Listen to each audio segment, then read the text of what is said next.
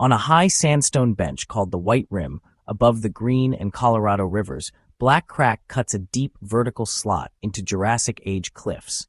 It is actually located along the park's White Rim Road in the Island in the Sky District. Park officials describe it as a fissure through sandstone at least 65 feet or 20 meters deep and 3 feet or nearly 1 meter across. Although official maps do not label it, field reports estimate the fissure extends roughly 1,700 feet or about 520 meters along the rock, a very long crack by any measure. In other words, this is not a small gap, but a ribbon-like chasm. The walls are smooth, vertical faces of pale sand capped by the white rim layer. The depth is enough that looking down into it is vertigo-inducing. At least 65 feet or 20 meters separates your feet from the floor. Black Crack lies in the White Rim Sandstone, a Permian Aeolian sandstone that caps the island in the Sky Mesa. Park Geological Information notes that the White Rim Sandstone was deposited about 245 million to 286 million years ago as white cross-bedded beach and dune sands. In Canyonlands, the White Rim unit forms a resistant bench perched above softer red beds called the Organ Rock Shale. Like its Jurassic counterpart, the Navajo Sandstone, the White Rim is mostly pure quartz sand grains cemented by carbonate minerals. These rocks are very hard and blocky, with few internal layers or shales to break them up, essentially one solid stratum many hundreds of meters or hundreds of yards thick. The same feature that makes them rise as cliffs also makes them prone to long, straight fractures. Such massive, uniform sandstone tends to fracture in large, continuous joints rather than thin laminae. Indeed, geologists describe Navajo-type sandstones as profusely jointed, with sets of parallel vertical cracks spaced hundreds of feet or tens of meters apart. White rim sand is similar. It likely hosts two or more systematic joint sets, roughly orthogonal to each other, which intersect to define blocks and fin-like fragments. When erosion opens these joints, narrow slot canyons and towers appear. For example, the famed Joint Trail in the nearby Needles District runs through widened Cedar Mesa sandstone fractures up to 40 or 50 feet, or about 12 to 15 meters deep.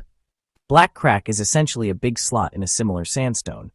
The rock's cement is also relevant.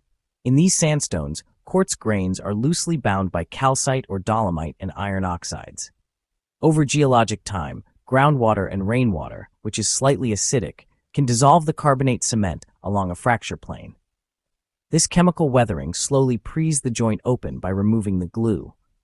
Thus, any tiny crack can be gradually enlarged as its cement is leached away. Combined with physical forces, this process contributes to the crack's growth.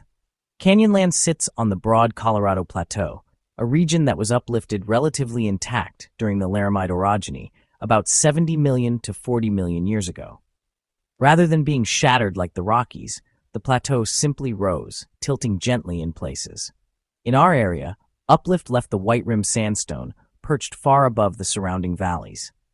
In the past few million years, the Colorado and Green rivers, along with their tributaries, have cut deeply into the plateau, exposing the White Rim bench about halfway down the canyon. This erosional removal of overlying weight places the exposed sandstone under new stress. In short, the landscape is geologically young. Most canyons and cracks have been carved in the last few million years by erosion after the rivers established their course. Underlying the sedimentary layers is a hidden force, a thick salt evaporite layer of the Pennsylvanian Paradox Formation. This salt is hundreds of meters or hundreds of yards thick, pliable under pressure, and buoyant compared to heavier rock. Over time, salt has flowed and pumped, creating domes, also called anticlines, and causing blocks of the overlying rock to move. In fact, several salt-inflated anticlines lie along the Colorado River. Equally important, salt mobilization has created extensional faulting in parts of Canyonlands. For example, the Needles Fault Zone in the park's eastern districts consists of a diffuse network of normal, extensional faults trending roughly east-northeast. Geologists attribute these faults to gravitational slip of strata on salt, or to salt flowing downward as nearby cataracts incised. In effect, the paradox salt acted like grease on a table, allowing the heavy blocks above to slump and stretch apart. These ancient but still active salt-driven tectonics have continuously stressed the rock layers of canyonlands. In a stretching, extensional stress field, such as canyonlands, rock will crack perpendicular to the minimum stress direction. The plateau's stress state today is broadly tensional as the region gently pulls apart, a vestige of basin and range extension and salt flowage. Within this regime, joints in the sandstone tend to open vertically. Black crack likely aligns with one of the major joint sets active in Island in the Sky. Because it does not appear on fault maps, it is not a classical fault plane with large shear displacement, but rather a tension fracture or graben like fissure.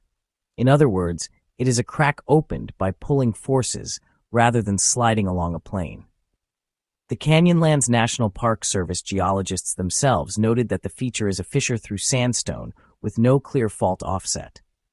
Vertical joints form in homogeneous sandstone because the rock expands and fractures upward under unloading. The removal of overburden and the presence of salt ledges, combined with erosion of softer layers below, can cause bending or tension that opens vertical cracks. In principle, if the underlying organ rock shale has been undercut by erosion, the heavy white rim caps above could flex and crack. However, whether black crack's exact trigger was erosion of a shale layer, tectonic extension, or simply the plateau's uplift, the key is that the rock could open without lateral displacement. Once a weakness existed, erosional and weathering processes took over to enlarge it. The cracks we see today form through relentless weathering. Physical weathering by water and ice is especially potent here. Island in the Sky averages over 5,000 feet, or about 1.5 kilometers, in elevation, so winter snows are common. Each freeze-thaw cycle sees water seep into any joint or fracture and then freeze, expanding by about 9%. This frost wedging repeatedly prees the rock apart. As a United States Geological Survey summary notes, water, ice, and wind continue to shape the park today, and ice freezing within cracks widens the cracks, frost wedging. This effect is dramatic. In late 2023, park rangers reported that a heavy rainstorm followed by nightly freezes triggered a rock slide on the White Rim Road, dislodging huge boulders from the canyon walls. In other words, the same weather that trips up hikers can eventually topple sandstone blocks. Over centuries, frost wedging incrementally deepens black crack and loosens its walls. Alongside frost wedging, running water and wind work to scour and widen the fissure.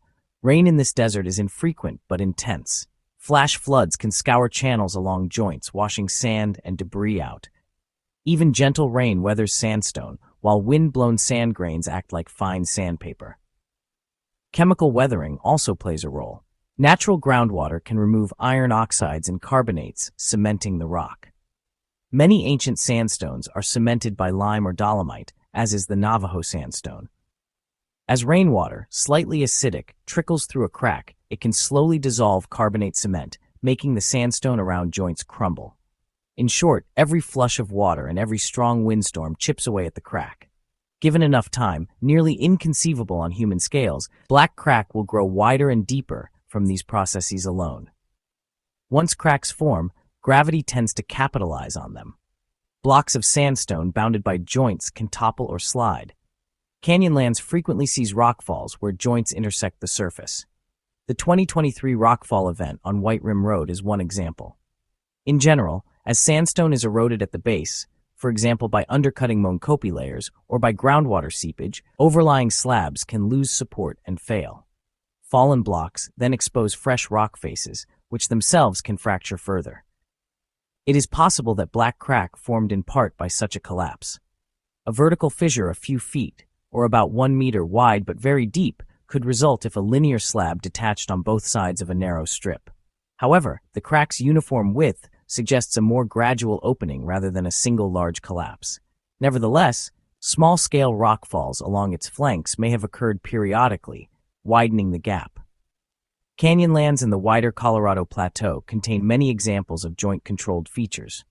In Needles District, intersecting vertical joints left the Chesler Park spires, classic hoodoos sculpted by erosion along cracks.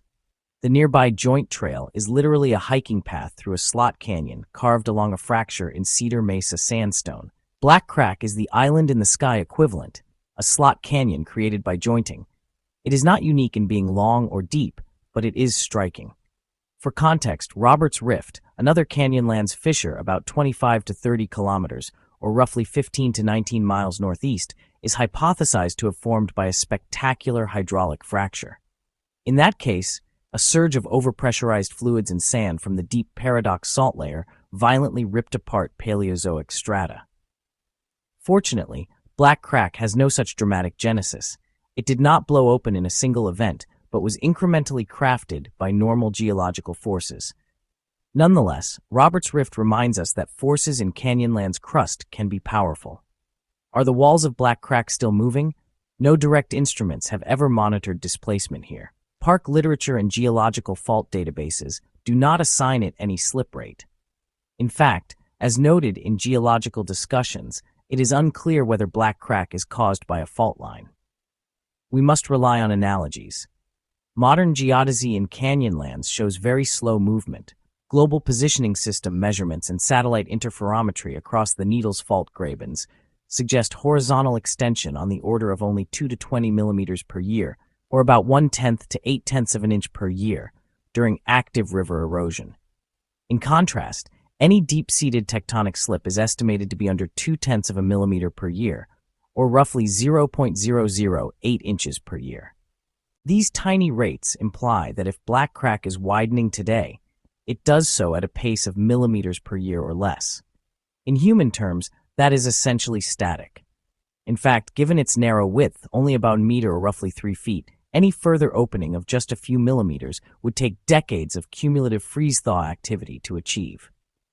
Instead, the crack's evolution is dominated by surface processes. Over decades or centuries, heavy rains and freezes will steadily eat away at the walls. Hikers may notice a few fallen stones or slight erosion patterns, but no one will see the cracks split apart overnight. Without a direct monitoring station, we can only estimate stability. It is reasonable to conclude that Black Crack's faces drift apart by imperceptible amounts each season, perhaps a few millimeters in a strong freeze year. We say this with caution because no study has specifically measured it, but given nearby analogs, for example the park's recorded rockfall events under freeze-thaw conditions, the safest conclusion is that Black Crack's growth rate is governed by weathering, not by tectonic slip. Looking forward, Black Crack will continue to change slowly. In wetter or colder climates, weathering would accelerate. Climate cycles could temporarily quicken erosion. A hypothetical wet millennium could carve the crack wider, while a long drought would slow it. As it stands, the feature may widen gradually, and its walls will continue to spall off occasionally. Given enough time, the fissure could become dozens of feet or several meters across, but this is a process spanning many human lifespans, not years. From a scientific perspective, improved monitoring could be valuable. High-resolution laser scans or photogrammetry from unmanned aerial vehicle surveys, techniques used at places such as the Grand Canyon and Mount Trumbull, could detect millimeter-scale changes over decades. Satellite interferometric synthetic aperture radar, used to detect millimeter-level land motion, likely cannot resolve such a narrow slot, but survey benchmarks on the rim might. As of now, the National Park Service monitors larger rockfalls, such as the White Rim Road event, but not specifically Black Crack. For safety, trails are routed around such fissures, and signage warns visitors to keep their distance. If future engineering or tourism demands arose, the National Park Service could install crack monitors, such as strain gauges, as was done on other steep slopes in the region. In a nutshell, Utah's Black Crack is a dramatic surface crack largely shaped by age-old geological forces. It arose from the interplay of plateau uplift, salt-related extension, and inherent jointing in uniform sandstone, and it has been carved open by wind, water, and ice. It is not an actively slipping fault, and its sides creep apart only at imperceptible rates, likely fractions of a millimeter per year. Rather, its evolution is controlled by slow weathering and occasional rockfalls, processes that constantly transform Canyonlands sandstone scenery. As such, it stands as both a snapshot and a slow-motion chronicle of regional geology. Scientists estimate that it will remain a geologic landmark for eons, only gradually enlarging. Periodic high-resolution surveys would suffice to document its future changes. For now, visitors marvel at Black Crack's depth and length, a reminder of the powerful, ongoing forces that sculpt the Colorado Plateau's iconic landscapes.